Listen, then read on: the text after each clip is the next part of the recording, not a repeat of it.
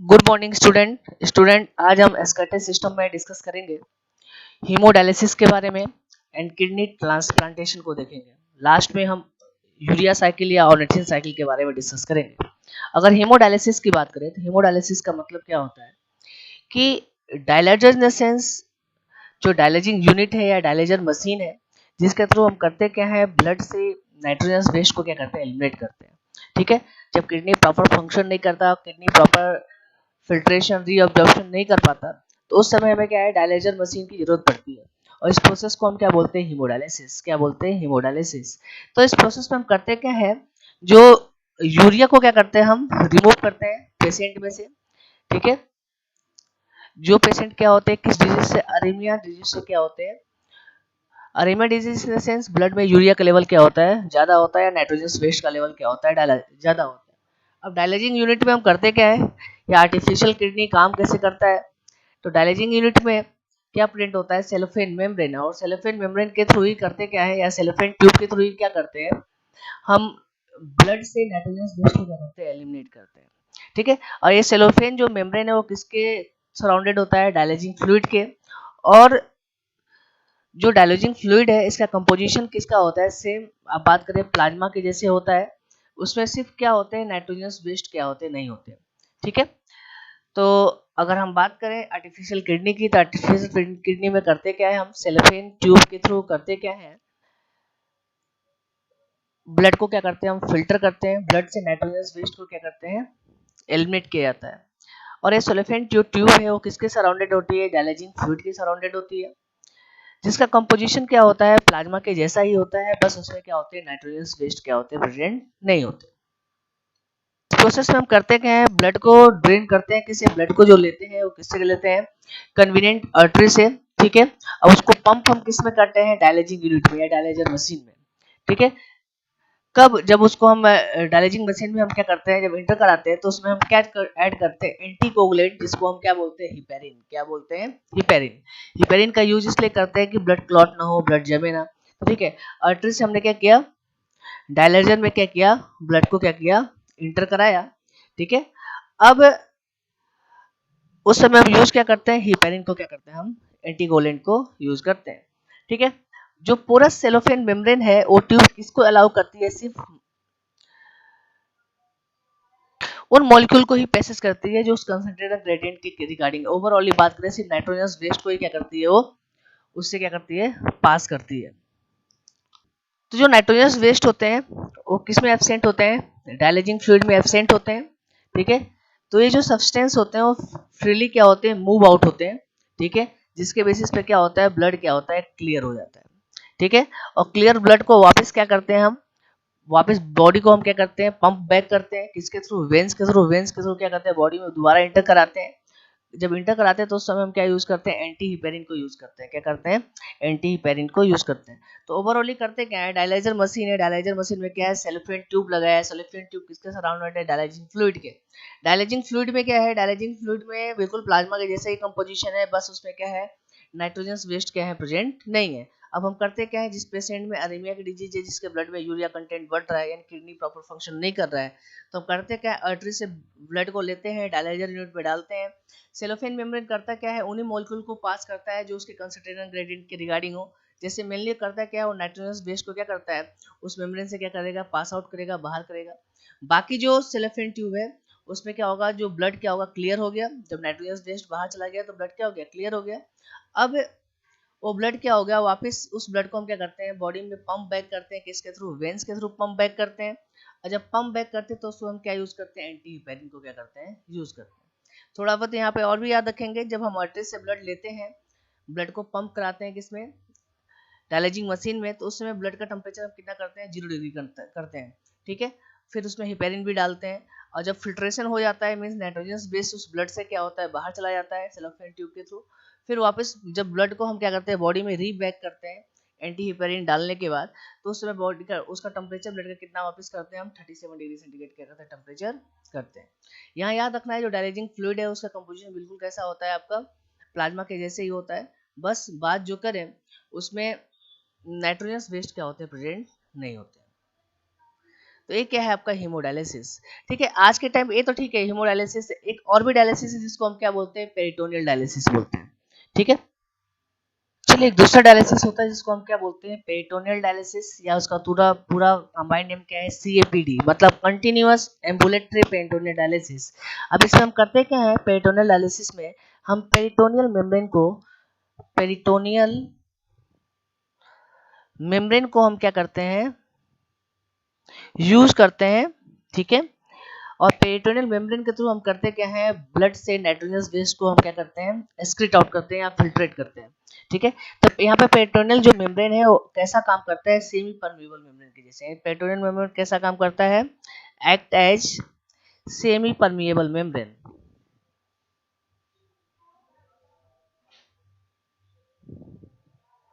कैसा काम करता है, सेमी परमेबल मेम्ब्रेन के जैसे काम करता है।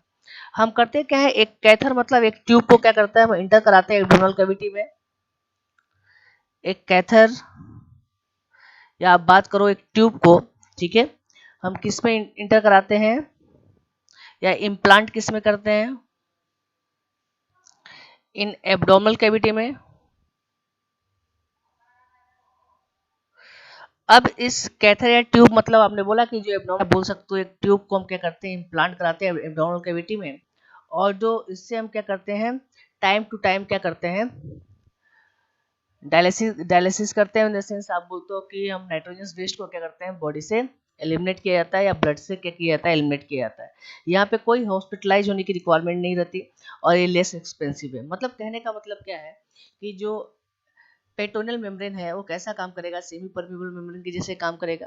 जैसे आप देखते हो ना कि जो पेशेंट होते हैं जो हॉस्पिटलाइज होते हैं, आईसीयू में होते हैं, जो बोल सकते हो कि अनकॉन्शियस होते हैं, तो यूरिनेशन के लिए नहीं जा पा सकते हैं, तो उनके यूरेथ्रा में क्या करते हैं, ट्यूब वेरे इंसर्ट कर देते हैं, जिसके थ्रू क्या होता है, यूरिन वेरे क्या करते हैं, एक ट्यूब के थ्रू क्या होता है, एक अलग ब्लेडर में क्या होता है, कलेक्ट होता है हॉस्पिटल में। सेम वैसे ही कैथर भी वैसा ही है, उसको हम एक ट्यूब को क्या करते हैं, हम एब्डोमिनल कैविटी में क्या करते हैं, इम्प्लांट कर देते हैं। ठीक है, और जो सेमी परमेबल मेम्ब्रेन है, ठीक है, वो सेमी परमेबल मेम्ब्रेन कैसे काम करता है, बोल सकते हो डायलाइजर के जैसे काम करेगा। तो मतलब जैसे वहां पे सेलोफेन ट्यूब काम कर रहा था, वैसे यहाँ पे क्या काम करेगा, पेरिटोनियल मेम्ब्रेन काम करेगा।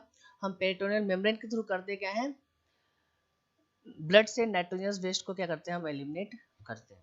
ठीक है, और इस कैथर या बोल सकते हो ट्यूब के थ्रू क्या होगा, नाइट्रोजनस जो वेस्ट होगा वो क्या होता है, उसको बाहर से बॉडी से एलिमिनेट किया जाता है। नेक्स्ट है आपका किडनी ट्रांसप्लांटेशन। अगर किडनी ट्रांसप्लांटेशन की बात करें तो क्या है, एक अल्टीमेट मेथड है। ठीक है, जिसके बेसिस पे हम जो एक्यूट रीनल फेलियर है या किसी की किडनी काम नहीं कर सकती, इसको हम करेक्ट कर सकते हैं। मतलब किडनी को हम क्या कर सकते हैं, डोनर से रेसिपिएंट में क्या कर सकते हैं, हम ट्रांसफर कर सकते हैं, और जो रेसिपिएंट में जो अभी फिर जो रेसिपिएंट की किडनी काम नहीं कर रही है, ठीक है, उसको ठीक कर सकते हैं। ठीक है, तो इसमें हम करते क्या है, एक फंक्शनिंग किडनी को हम क्या करते हैं, डोनर से क्या करते हैं, लेते हैं। और ठीक है, और ये क्या होता है, better to receive kidney from, और ये सबसे ज़्यादा बेटर क्या होगा कि हम बिल्कुल क्लोज रिलेटिव के साथ क्या करें, हम ये ट्रांसप्लांटेशन का काम करते हैं। मतलब जो रेसिपिएंट होता है, ठीक है, उसमें उसी की किडनी को हम ट्रांसप्लांट कर सकते हो जिसको बिल्कुल क्या है, क्लोज रिलेटिव है। अब ऐसा इसलिए होता है कि डोनर रिजेक्शन होने के चांसेस बहुत कम होते हैं। Rejection in the sense kidney acceptance, मतलब होस्ट बॉडी जिसमें हम क्या करते हैं, किडनी को ट्रांसप्लांट कर रहे हैं, या रिसीवर जो किडनी को में उसके बॉडी में हम ट्रांसप्लांट कर रहे हैं, तो उसकी इम्यून सिस्टम क्या होना चाहिए, उसको एक्सेप्ट करना चाहिए। ठीक है, अब क्यों, क्योंकि क्या है, उसमें बहुत सारी टेस्टिंग करनी पड़ती है कि डोनर का रिजेक्शन ना हो। जैसे मान लो डोनर का ब्लड ग्रुप कोई और हो, ठीक है, आप बोल सकते हो उसमें जो HLA एंटीबॉडी है, ह्यूमन ल्यूकोसाइट जो एंटीजन है, उसकी भी टेस्टिंग करनी पड़ती है कि होस्ट के साथ वो मैचिंग होनी चाहिए। ठीक है, तो कई सारे हम टेस्टिंग करने के बाद हम क्या करते हैं, किडनी का ट्रांसप्लांट करते हैं होस्ट डोनर से, आप बोल सकते हो रेसिपिएंट में। बट रेसिपिएंट हमें हम जनरली उन्हीं उन्हीं लोगों का किडनी ट्रांसप्लांट कर सकते हैं जो बिल्कुल क्या उनके क्लोज रिलेटिव है। इसका चांसेस क्या होते हैं, इससे ये फायदा होता है कि कम से कम डोनर रिजेक्शन की बोल सकते हो कि प्रॉब्लम होती है। मतलब किडनी कम से कम ट्रांसप्लांट करने के बाद कभी कभी ऐसा होता है कि जैसे मान लो हमने अगर किसी का भी किडनी ट्रांसप्लांट कर दिया किसी भी पेशेंट में, तो ऐसा हो सकता है ना कि अगर मैच नहीं किया ब्लड ग्रुप, या बोल सकते हो कि HLA जो एंटीजन है वो उसने वो मैच नहीं किए, तो किडनी क्या हो सकती है, वापस फेल हो सकती है। ठीक है, तो इसी को हम डोनर रिजेक्शन करते हैं, मतलब इम्यून सिस्टम एक्सेप्ट नहीं करती। ठीक है। तो इसलिए हम करते क्या है, बिल्कुल क्लोज रिलेटिव की किडनी को हम क्या कर सकते हैं, ट्रांसफर करते हैं। जनरली अगर हम बात करें, ठीक है, अगर जनरली हम बात करें तो एक तो क्लोज रिलेटिव के साथ जैसे आप बोल सकते हो मदर है, फादर है, सिस्टर है, ब्रदर है, ठीक है, इनकी किडनी को हम बोल सकते हैं कि क्लोज रिलेटिव के में ट्रांसफर कर सकते हैं, या इनके बीच में हम ट्रांसप्लांटेशन का काम कर सकते हैं। या कभी कभार क्या होता है क्लोज रिलेटिव नहीं मिलते हैं, तो हम करते क्या है कि जो कैडाबोर है, कैडाबोर इन द सेंस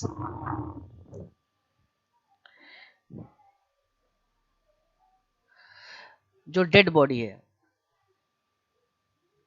ठीक है, इससे भी क्या करते हैं, हम किडनी को क्या करते हैं, लेते हैं, किस पर्पज के लिए, ट्रांसप्लांटेशन के लिए, ठीक है। अब इसमें भी सारे टेस्टिंग वगैरह करते हैं, उसके बाद क्या करते हैं, पेशेंट में हम क्या करते हैं, हम किडनी को ट्रांसप्लांट करते हैं,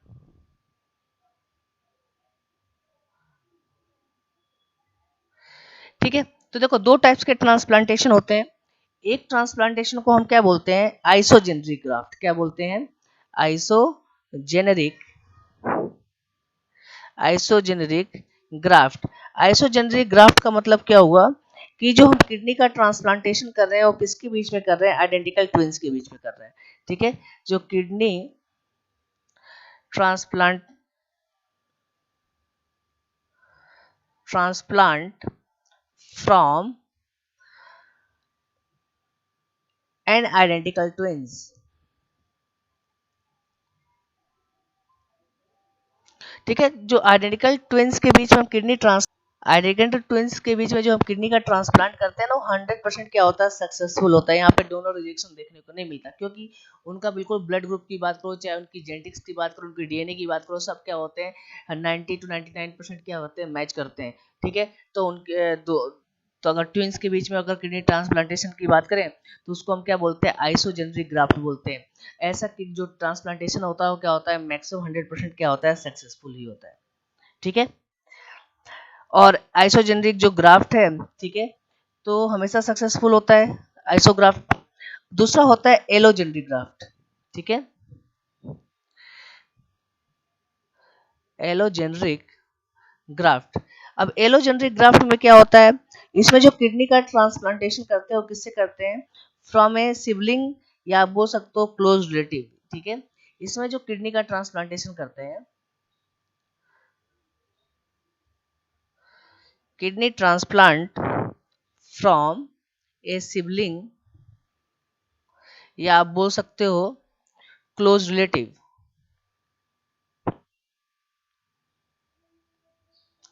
ठीक है, या आप बोल सकते हो कैडावर, मतलब डेड बॉडी जो मैंने अभी बताया था।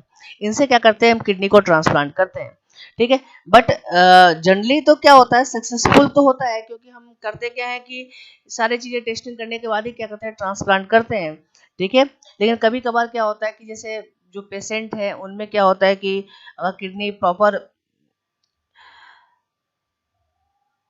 काम ना करे, या प्रॉपर बोल सकते हो कि उसमें कोई डोनर रिजेक्शन ना हो, या बोल सकते हो कि जैसे मान लो कि कोई पेशेंट है, उस क्लोज रिलेटिव ही है, पर उसमें हम क्या करते हैं, ट्रांसप्लांटेशन का देख रहे हैं, किडनी ट्रांसप्लांट कर रहे हैं, और हो सकता है कि क्लोज रिलेटिव हो तो भी क्या किडनी फंक्शन ना करे, या उस रिसीवर में क्या आगे जाके कुछ टाइम बाद वो किडनी फेल हो जाए। तो इसके लिए हम करते क्या है, इम्यूनो सप्रेसेंट यूज करते हैं। इम्यूनो सप्रेसेंट मतलब आप बोलते हो साइक्लोस्पोरिन है, ठीक है, ठीक है। क्लोज रिलेटिव के साथ भी किडनी क्या होता है, इसमें भी क्या है, यूजली सक्सेसफुल ही होता है।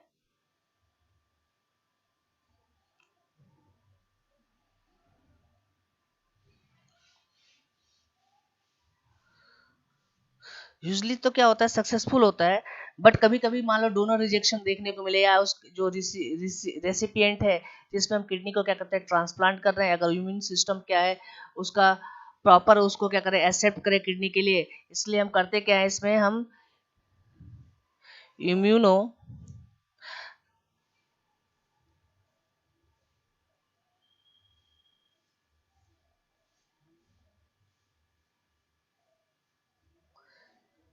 इम्यूनो सप्रेसेंट का क्या करते हैं, हम यूज करते हैं। ये क्या होता है, जैसे आप बात करते हो साइक्लोस्पोरिन ए, साइक्लोस्पोरिन ए जो है वो क्या है, आपका केमिकल है, जिसका यूज हम किस फॉर्म में करते हैं, इम्यूनो सप्रेसेंट में। मतलब हम इसका यूज के दर इस अगर हम साइक्लोस्पोरिन ए का यूज करते हैं तो कम से कम क्या होता है, डोनर रिजेक्शन देखने को मिलता है, ठीक है, या आप बोल सकते हो रेसिपिएंट की जो बॉडी है वो किडनी को आसानी से क्या करती है, एक्सेप्ट करती है। क्लोज रिलेटिव, ऐसा नहीं किसी का भी तो किडनी ट्रांसप्लांट कर ही नहीं सकते, इसमें भी क्या होता है, ब्लड ग्रुप टेस्टिंग करनी पड़ती है, HLA टेस्टिंग मतलब ह्यूमन ल्यूकोसाइट एंटीजन को टेस्ट करना पड़ता है, और भी बहुत सारी टेस्टिंग करनी पड़ती है, ठीक है, किडनी ट्रांसप्लांट करने से पहले। बट एक क्राइटेरिया क्या है, दो टाइप से किडनी ट्रांसप्लांट कर सकते हैं, एक तो आइसोजेनिक ग्राफ्ट मतलब दो ट्विंस के बीच में अगर आप किडनी ट्रांसप्लांटेशन की बात करें वो 100% सक्सेसफुल है। वैसे ही बात करें एलोजेनरिक ग्राफ्ट का मतलब, इसमें जो हम किडनी का ट्रांसप्लांटेशन करते हैं वो किसमें करते हैं, एक सबलिंगिंग मतलब कोज रिलेटिव के बीच में, या कैटावर मतलब डेड बॉडी से किसी पर्सन में क्या करते हैं, हम किडनी का ट्रांसप्लांटेशन करते हैं। ठीक है, टेस्टिंग तो हम प्रॉपर करते हैं, पर कभी कभी क्या होता है, जो जो रेसिपिएंट है उसकी बॉडी क्या करती है, किडनी को एक्सेप्ट नहीं करती या डोनर रिजेक्शन देखने को मिल सकता है, तो इसलिए हम पहले ही क्या करते हैं, इम्यूनोसप्रेसेंट यूज करते हैं। इम्यूनोसप्रेसेंट मतलब साइक्लोस्पोरिन है, ठीक है, जो करता क्या है, कम से कम डोनर रिजेक्शन कराता है। आप बोल सकते हो किडनी आसानी से क्या होती है, रिसीवर की बॉडी में क्या होती है, एक्सेप्टेबल हो जाती है और फंक्शन करती है। अब कभी कभी आपके एग्जाम में थोड़ा सा क्वेश्चन आ जाता है कि फर्स्ट किडनी ट्रांसप्लांटेशन कब किया गया था। अगर हम फर्स्ट किडनी ट्रांसप्लांटेशन की बात करें तो फर्स्ट किडनी जो ट्रांसप्लांटेशन है वो 1954 में डॉक्टर चार्ल्स हफेंगल ने किया था, किसमें, आइडेंटिकल ट्विंस में। ठीक है, फर्स्ट जो किडनी ट्रांसप्लांटेशन है, ठीक है,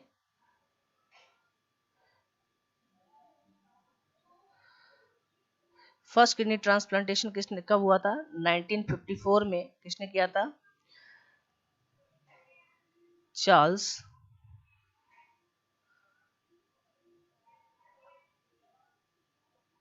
हफेंगल ने किसके बीच में किया था, बिटवीन आइडेंटिकल ट्विंस। ठीक है, इंडिया में फर्स्ट जो किडनी ट्रांसप्लांटेशन है, ठीक है, इंडिया की अगर हम बात करें, इंडिया में फर्स्ट जो किडनी ट्रांसप्लांटेशन था वो कब किया गया था, सीएमसी वेल्लोर में, 90 सीएमसी वेल्लोर 1971 में। ठीक है, तो थोड़ा बहुत आप चाहो तो ये भी याद रख सकते हो। ठीक है, वो क्या पढ़ेंगे, ऑर्निथिन साइकिल पढ़ेंगे, या इसको दूसरे टर्म में हम क्या बोलते हैं, यूरिया साइकिल। क्या बोलते हैं, यूरिया साइकिल, मतलब लीवर में कैसे यूरिया का फॉर्मेशन होता है उसको हमें पढ़ना है। ठीक है, तो अब चलो अगर हम बात करें यूरिया साइकिल की, या दूसरे टर्म में इसको हम बोलते हैं क्रेब्स हैंसलेट साइकिल। ठीक है, ये कहाँ टेक प्लेस करता है, माइटोकॉन्ड्रिया ऑफ लीवर सेल, मतलब लीवर सेल की माइटोकॉन्ड्रिया में क्या करता है, ये ऑपरेट होता है। और इसमें होता क्या है, कुछ यूरिया प्रोड्यूस होते हैं, ठीक है, सॉरी, इसमें क्या होता है, यूरिया क्या होता है, प्रोडक्शन होता है, बस कुछ अमाउंट में जो यूरिया होता है वो कहाँ प्रोड्यूस होता है, ब्रेन के थ्रू एंड किडनी के थ्रू। ठीक है, तो फिलहाल जो हमें पढ़ना है वो इसी लीवर के बारे में पढ़ना है, क्योंकि मोस्ट ऑफ जो आपने बात किया है कि नाइट्रोजन वेस्ट मतलब अमोनिया के यूरिया को में चेंज करने का काम कौन करता है, लीवर करता है। ठीक है, तो होता क्या है, जैसे आप बोलते हो कि अमोनिया है, ठीक है, ये कार्बन डाइऑक्साइड के साथ क्या होता है, कंबाइंड होता है, वाटर क्या होता है इसमें एलिमिनेट होता है, और एक इसमें चेंज हो जाता है, यूरिया में चेंज हो जाता है। ठीक है, और ये जो आपने फॉर्मेशन पढ़ा अमोनिया से यूरिया का, वो उसमें कितने स्टेप हैं आपके, 4 स्टेप क्या करते हैं, टेक प्लेस करते हैं, या 4 स्टेप में क्या होता है, प्रोसेस क्या होता है, कंप्लीट होता है। कैसे कंप्लीट होता है, देखो जो फर्स्ट स्टेप है वो क्या है आपका, formation of carbamoyl phosphate. First step क्या है, formation of carbamoyl phosphate. Second जो स्टेप है वो क्या है आपका, फॉर्मेशन ऑफ सिट्रुलिन। थर्ड जो स्टेप है वो क्या है, फॉर्मेशन ऑफ आर्जिनिन। ठीक है, जिसमें 2 स्टेप होंगे, 3A एंड 3B, वो भी एक्सप्लेन करूंगा मैं।